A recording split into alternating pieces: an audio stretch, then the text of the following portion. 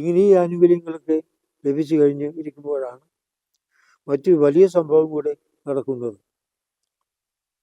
1336 John 22 മാർപ്പാപ്പയ്ക്ക് മാതാവ് വീണ്ടും പ്രത്യക്ഷപ്പെട്ടുകൊണ്ട് തിരിയുത്തരിയുമായി ബന്ധപ്പെട്ട മറ്റൊരു വാഗ്ദാനം നൽകി. നമ്മളിന്ന് അതിന് ശനിയാഴ്ച വരം എന്ന് പറയുന്നു. ശനിയാഴ്ച വരം എന്ന് പറയുന്നത് കാരണം ഇതാണ്. മാതാവ് ഈ വാഗ്ദാനത്തിൽ പറഞ്ഞിരിക്കുന്ന കാര്യം, ഈ വസ്ത്രം ധരിച്ചുകൊണ്ട് ജീവിക്കുന്നവർ അവർ മരിച്ചു കഴിഞ്ഞാൽ ആദ്യം വരുന്ന ശനിയാഴ്ച തന്നെ അവർ ശുദ്ധീയ സ്ഥലത്തിൽ നിന്ന് സ്വർഗത്തിലേക്ക് ആനയിക്കപ്പെടും. ഞാൻ തന്നെ അങ്ങോട്ട് വന്ന് അവരെ മോക്ഷത്തിലേക്ക് കൂട്ടിക്കൊണ്ടുപോകും. ഇതാണ് ശനിയാഴ്ച വരത്തിൻ്റെ വലിയ വാഗ്ദാനമായി നമ്മൾ കാണുന്നത്. ഇതും കൂടുതൽ ഈ ഭക്തി പ്രചരിക്കുവാനും ഒത്തിരിയും ഭക്തിയോടെ തേടുവാനും ഭക്തിയോടെ ധരിക്കുവാനുമൊക്കെ വലിയ പ്രേരണ ജനങ്ങൾക്ക് നൽകി. അങ്ങനെ ലക്ഷക്കണക്കിന് ആളുകൾ ലോകത്തിൽ നാനാഭാഗത്തു നിന്നും ഒത്തിരി ഭക്തരായി മാറുകയും ഒത്തിരിയും ധരിക്കുകയും ഒക്കെ ചെയ്തു. നമ്മുടെ കേരളത്തിലും ഈ ഒത്തിരിയ ഭക്തി വളരെ ഏറെ പ്രചാരത്തിൽ വരികയും വാസ്തവത്തിൽ കേരളത്തിൽ പണ്ടത്തെ അവസ്ഥ വെച്ച് നോക്കിയാൽ ഒത്തിരിയും ധരിക്കുന്നവരല്ലാതെ ആരും കത്തോലിക്കായിരുന്നില്ല. കത്തോലിക്കനാണെങ്കിൽ അവൻ്റെ കഴുത്തിൽ ഒത്തിരിയും കാണും. ഒത്തിരിയും കണ്ടാൽ നമുക്ക് ഉറപ്പാക്കാം അവൻ കത്തോലിക്കനാണ്. ഒത്തിരിയും ഇല്ലെങ്കിൽ അതുപോലെ തന്നെ നമുക്ക് ഉറപ്പാക്കാം അവൻ കത്തോലിക്കനല്ല. അത്രയ്ക്ക് കത്തോലിക്ക ജീവിതവുമായി അഭേദ്യമായി ബന്ധപ്പെട്ട ഒരു ഭക്തി ആയിത്തീർന്നു ഈ ഒത്തിരിയ ഭക്തി. അങ്ങനെ എല്ലാവരും ഒത്തിരിയ ഭക്തിയിൽ വളരുകയും നമ്മളുടെ നിത്യ ശിക്ഷയിൽ നിന്ന് രക്ഷിക്കപ്പെടുന്നു എന്നുള്ള ഒരു ഉത്തമ ബോധ്യത്തോടുകൂടെ മാതാവിൽ ആശ്രയിച്ചുകൊണ്ട് ശുദ്ധീയ സ്ഥലത്തിൻ്റെയും അളവ്, ശിക്ഷയുടെ അളവ് ഇളവ് ചെയ്ത് കിട്ടും എന്നുള്ള ബോധ്യത്തോടെയും ജീവിക്കാൻ സാധിക്കുകയും ചെയ്തു. ഇത് പിന്നീട് കൂടുതൽ അടയാളങ്ങളും അത്ഭുതങ്ങളും കൊണ്ട് സ്ഥിരീകരിക്കപ്പെട്ടു.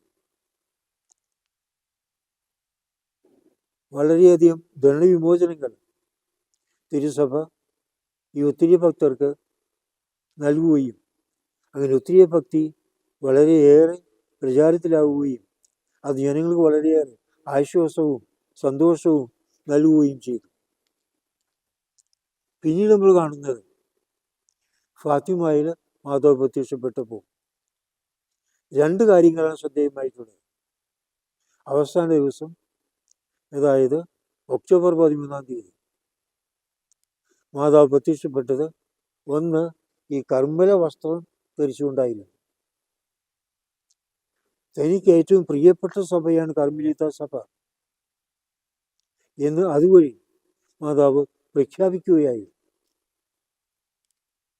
ഏതാണ്ട് 70 ലക്ഷത്തോളം ജനങ്ങൾ ആ വലിയ ദർശനം കണ്ടുവെന്നും അവർക്കൊക്കെ ആയിട്ടാണ് മാതാവ് ഈ ദർശനം നൽകിയതെന്നും ചരിത്രം സാക്ഷ്യപ്പെടുത്തുന്നു. അങ്ങനെ വളരെ വലിയൊരു ജനക്കൂട്ടം ഈ ഒത്തിരിയ ദർശനം മാതാവിൻ്റെ കർമ്മലാതാവിൻ്റെ വസ്ത്രം ധരിച്ചുകൊണ്ടുള്ള ആ ദർശനം കാണുന്നതിനിട വന്നു. എന്നിട്ട് ഈ മാതാവ് തൻ്റെ കരങ്ങളിൽ നമ്മൾ ധരിക്കുന്ന ആ ചെറിയ ഉത്തരീയം ജനങ്ങളുടെ നേരെ നീട്ടിപ്പിടിച്ചിരുന്നു. അതെന്തിനാണെങ്കിൽ നീട്ടിപ്പിടിച്ചതെന്നോ എന്ത് സന്ദേശമാണ് മാതാവ് വരുത്തി നൽകിയതെന്നോ ഒക്കെ പിന്നീട് അന്നത്തെ ദർശകരിൽ ഏറെ നാൾ ലോകത്ത് ജീവിച്ചിരുന്ന സിസ്റ്റർ ലൂസിയെ സമീപിച്ച് പലരും ചോദിച്ചു, അന്ന് ഈ ഉത്തരയും നീട്ടിപ്പിടിച്ചപ്പോൾ മാതാവ് എന്തെങ്കിലും സന്ദേശം നൽകിയോ, എന്തെങ്കിലും പറഞ്ഞോ? സിസ്റ്റർ ലൂസിന് പറഞ്ഞത് പ്രത്യേകമായി അധരം കൊണ്ടൊന്നും പറഞ്ഞതായി ഞങ്ങൾ കേട്ടില്ല. പക്ഷെ ഒരു ശക്തമായ പ്രേരണയുണ്ടായി, എല്ലാവരും ഒത്തിരിയും ധരിക്കണം. അങ്ങനെ ഒത്തിരിയും ധരിക്കുവാനുള്ള ഒരു വലിയ പ്രേരണയാണ് ഈ ഫാത്തിമ ദർശനത്തിലൂടെ മാതാവ് നമുക്ക് നൽകുന്നത്.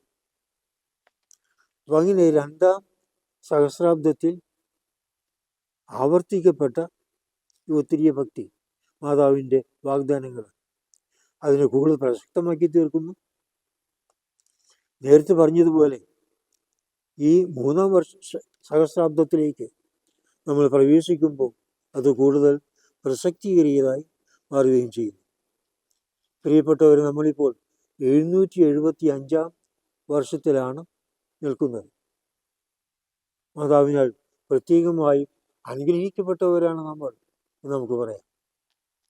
കാരണം നമുക്കായി മാതാവ് നൽകിയ ഈ ഒത്തിരി സഖ്യത്തിൻ്റെ ഈ പ്രത്യേകമായ പ്രാധാന്യം അർഹിക്കുന്ന ഈ വർഷം ജീവിക്കുവാൻ അനുഗ്രഹിക്കപ്പെട്ടവരാണ്, വിളിക്കപ്പെട്ടവരാണ് നമ്മൾ.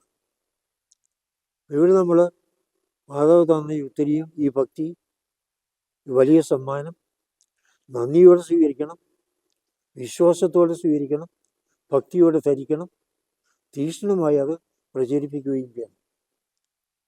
ഈ 4 കാര്യങ്ങളാണ് ഈ പ്രത്യേകമായ അവസരത്തിൽ 775-ാം വാർഷികത്തിൽ നമുക്ക് ചെയ്യുവാനുള്ള വലിയ ഉത്തരവാദിത്വം, മാതാവിനോട് കാണിക്കുവാനുള്ള വലിയ നന്ദി പ്രകാശനവും.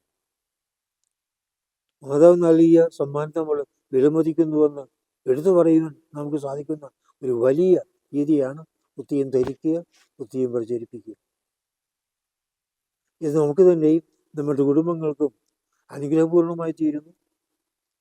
അതുപോലെ തന്നെ നമ്മുടെ സമൂഹത്തിലും ഈ തലമുറയിലും മാതാവിൻ്റെ അനുഗ്രഹം പ്രത്യേകമായി ലഭിക്കുവാനുള്ള ഒരു വലിയ മാർഗമായി അത് തീരുകയും ചെയ്യുന്നു.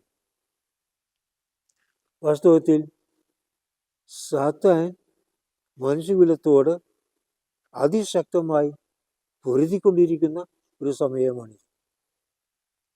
കാരണം ലോക അവസാനത്തോട് അടുക്കും തോറും സാത്താൻ കൂടുതൽ ശക്തിയായി, കൂടുതൽ തന്ത്രങ്ങൾ ഉപയോഗിച്ചും മനുഷ്യനെ വീഴ്ത്തുവാനും നശിപ്പിക്കുവാനും തിന്മയിൽ കുരുക്കിയിടുവാനും പരിശ്രമിച്ചുകൊണ്ടിരിക്കും. അതിന് അവൻ്റെ പദ്ധതികൾക്ക് വളരെ വലിയ പ്രതിബന്ധമാണ് ഈ ഉത്തിരിയ ഭക്തി. കാരണം ഉത്തിരിയും ധരിക്കുന്നതിലൂടെ നിത്യ നരകത്തിൽ നിവദിക്കാതെ ജീവിക്കുവാനും അതിവേഗം ശുദ്ധിയ സ്ഥലത്ത് നിന്ന് മോചിപ്പിക്കപ്പെടും എന്നുള്ള ബോധ്യത്തോടും ഉറപ്പോടും കൂടെ ജീവിക്കുവാനും, അങ്ങനെ ഒരുതരം ഭയമില്ലായ്മ, ആത്മീയമായ ഒരു സുരക്ഷിതത്വബോധം അത് വളരുവാനും ഈ ഉത്തിരിയ ഭക്തി നമ്മെ സഹായിക്കുകയാണ്. അപ്പോൾ സാത്താൻ്റെ ശക്തികളെ പൊരുതി ജയിക്കുവാൻ, സാത്താൻ്റെ തന്ത്രങ്ങളെ അതിജീവിക്കുവാൻ, മാതാവിനോട് ചേർന്ന് നിന്ന് യുദ്ധം ചെയ്യുവാനുള്ള, പടപൊരുതുവാനുള്ള ഒരു വലിയ മാർഗമാണ് മാതാവ് തന്നിരിക്കുന്ന ഈ തിരുവുത്തിരി. ഇതൊരു പടച്ചട്ടയാണ്. യുദ്ധക്കളത്തിൽ പോകുന്ന പടയാളികൾ പടച്ചട്ട ധരിക്കും. ശത്രുക്കളുടെ ആക്രമണങ്ങൾ കുന്തവും വാളും അമ്പും ഒക്കെ ഉപയോഗിച്ചുള്ള അന്നത്തെ ആ രീതി, ആ യുദ്ധത്തിൽ നമ്മുടെ ശരീരത്തെ സംരക്ഷിക്കുന്നതിനായി ആ പൊതിഞ്ഞു സൂക്ഷിക്കുന്ന ലോഹ നിർമ്മിതമായ കവചമാണ് പടയാളികൾ ധരിക്കുന്ന പടച്ചട്ട. അപ്പോൾ അത് ധരിച്ചു അതിന് പകരം നമുക്ക് ആത്മീയമായി യുദ്ധരംഗത്ത് ഇറങ്ങിപ്പുറപ്പെടുന്ന നമുക്ക് നൽകുന്ന വലിയൊരു സംരക്ഷണമാണ് ഈ തിരുവുത്തിരി, നമ്മുടെ പടച്ചട്ടയാണ്.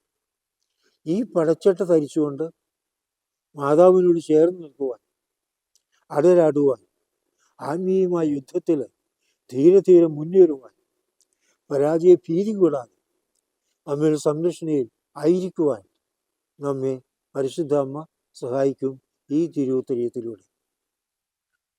ആയാൽ പ്രിയപ്പെട്ടവരെ, മാതാവ് നൽകിയ ഒരു വലിയ സഹായം, ഒരു വലിയ സമ്മാനം ആണ് ഈ തിരുവുത്തിരി. നമ്മൾ അർഹിക്കുന്നതിലും കൂടുതലായി മാതാവിൻ്റെ സ്നേഹവും സംരക്ഷണവും അനുഗ്രഹവും നമുക്ക് നമ്മുടെ മേൽ വാരി കോരിച്ചൊരിയുന്നു. ഒരു വലിയ സ്വർഗീയമായ സംരക്ഷണ കവചമാണ് മാതാവ് നമുക്ക് നൽകിയിരിക്കുന്ന ഉത്തിരിയം. സന്തോഷത്തോടെ നമുക്ക് ഈ ഉത്തിരിയം ധരിക്കാം. സ്നേഹത്തോടുകൂടെ മാതാവ് നന്ദി പറഞ്ഞുകൊണ്ട് അമ്മയിൽ നിന്ന് ഈ ഉത്തിരിയം സ്വീകരിക്കാം. തീക്ഷ്ണമായ ഭക്തിയോടുകൂടി മാതാവിനോടുള്ള സ്നേഹത്താൽ പ്രചോദിതരായി ഈ ഉത്തിരിയം മറ്റുള്ളവർക്ക് പകർന്നു കൊടുക്കുവാൻ, ഉത്തിരിയത്തെക്കുറിച്ച് അറിഞ്ഞുകൂടാത്തവർക്കും ഉത്തിരിയം ധരിക്കാത്തവർക്കുമൊക്കെ ഇതേക്കുറിച്ച് പറഞ്ഞു കൊടുക്കുവാനും അവരിതിലേക്ക് ആനയിക്കുവാൻ, അങ്ങനെ കൂടുതൽ കൂടുതൽ പേർ നാം ഓരോരുത്തരിലൂടെയും ഉത്തിരിയം ധരിക്കുന്നവരായി മാറുവാനും പ്രത്യേകമായി നമ്മെ തന്നെ മാതാവിൻ്റെ സംരക്ഷണത്തിൽ സമർപ്പിക്കുകയും ചെയ്യാം. മാതാവിനോട് ചേർന്ന് തിന്മയുടെ ശക്തികൾക്കെതിരെയുള്ള ഈ യുദ്ധത്തിൽ നമുക്ക് തളരാതെ പതരാതെ പിടിച്ചു നിൽക്കുവാൻ, വിജയശ്രീലാളിതരായി മുന്നേറുവാൻ നമുക്ക് സാധിക്കുകയും ചെയ്യും. മാതാവ് നമ്മോടുകൂടി ഉണ്ടായിരിക്കട്ടെ. പിതാവിൻ്റെയും പുത്രൻ്റെയും പരിശുദ്ധാത്മാവിൻ്റെയും നാമത്തിൽ